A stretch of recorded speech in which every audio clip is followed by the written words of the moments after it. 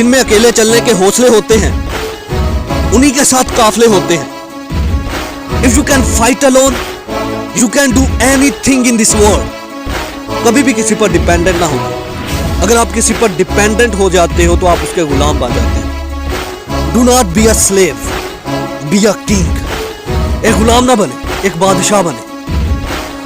Follower ना बने, leader बने। You are stronger than you are. You define your own limit. आप कितने मजबूत हो, आप अपने लिमिट्स को खुद डिफाइन करें। That's it.